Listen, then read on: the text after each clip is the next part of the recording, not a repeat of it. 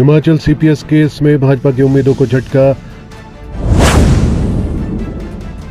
9 की विधायकी को चुनौती देने की थी तैयारी। सुप्रीम कोर्ट ने अनसीट करने पर लगाई रोक। हिमाचल प्रदेश में भारतीय जनता पार्टी की प्लानिंग पर फिर पानी फिरा है। सुप्रीम कोर्ट ने फिलहाल विधायकों की डिस्क्वालिफिकेशन पर रोक लगा दी है, क्योंकि हिमाचल में मुख्य संसदीय सचिव यानी कि सीपीएस की नियुक्ति और ऑफिस ऑफ प्रॉफिट से प्रोटेक्शन को पहले ही कानून बने थे। सुप्रीम कोर्ट ने Himachal legislative assembly members act 1971 से हाईकोर्ट द्वारा हटाई गई 3D को बहाल करके प्रदेश सरकार को बड़ी राहत दी है। 3D हटने की वजह से 6 विधायकों की सदस्यता जा सकती थी। सुप्रीम कोर्ट के यथास्थिति बनाए रखने के आदेशों से कांग्रेस सरकार को संजीवनी और बीजेपी की उम्मीदों को झटका लगा है। हाईकोर्ट के ऑर्डर के बाद बीजेपी नेता खुलकर कांग्रेस विधायकों के अनसीट होने की बात कह रहे थे। बीजेपी के राज्यसभा सांसद हर्ष महाजन यहां तक कह चुके थे कि जब चाहे सरकार गिरा सकते हैं। इससे सियासी पारा चढ़ता जा रहा था। लाभ का पद मानते हुए राज्यपाल के पास चुनौती देने की थी तैयारी। विपक्ष पार्टी भाजपा हाईकोर्ट के ऑर्डर में पैरा 50 के हिसाब से राज्यपाल से मिलने की तैयारी में थी।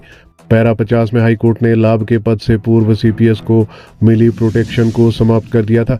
इसके तहत राज्यपाल पूर्व सीपीएस को अनसीट करने के आदेश सुना सकते थे, मगर सुप्रीम कोर्ट ने इस पर स्टे लगा दिया है। बीजेपी ले रही थी कानूनी राय, वहीं बीजेपी भी कांग्रेस विधायकों की सदस्यता रद्द करने को लेकर कानूनी विशेषज्ञों से राय ले रही थी और राज्यपाल से मिलने की तैयारी में थी, क्योंकि भारत के संविधान 191 में डिस्क्वालिफिकेशन की शक्तियां राज्यपाल के पास है। 3D में मिली प्रोटेक्शन बहाल। जानकारों की माने तो Himachal legislative assembly members act 1971 से हाईकोर्ट द्वारा 3D हटाने की वजह से विधायकों की सदस्यता पर संकट आ गया था। 3D हटने के बाद ऑफिस ऑफ प्रॉफिट पूर्व सीपीएस के खिलाफ अट्रैक्ट हो रहा था, लिहाजा लाभ का पद मानते हुए विपक्ष कांग्रेस के 6 विधायकों की सदस्यता खत्म करने की मांग करने वाला था। 6 नहीं 9 विधायकों की सदस्यता को चुनौती देने की थी तैयारी। बीजेपी 6 नहीं बल्कि 9 विधायकों की सदस्यता को चुनौती देने की योजना बना रही थी। पूर्व सीपीएस के साथ साथ कैबिनेट रैंक वाले 3 कांग्रेस विधायक भी लपेटे में आ सकते थे, क्योंकि मुख्यमंत्री सुखविंदर सिंह सुक्खू ने कांग्रेस विधायक भवानी सिंह पठानिया, आरएस बाली और नंदलाल को भी कैबिनेट रैंक के साथ तैनाती दे रखी है। फतेहपुर से विधायक भवानी सिंह पठानिया को स्टेट प्लानिंग बोर्ड का डिप्टी चेयरमैन, नगरोटा बगवा से एमएलए आरएस पाली हिमाचल पर्यटन विकास निगम का वाइस चेयरमैन और रामपुर से विधायक नंदलाल को 7वें वित्त आयोग का अध्यक्ष बना रखा है। इनकी विधायकी पर टला खतरा।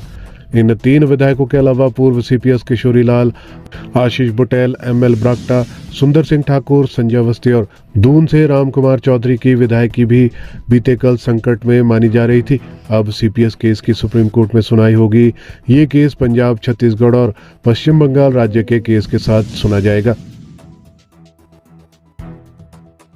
फिलहाल उपचुनाव नहीं, कांग्रेस के लिए टला खतरा।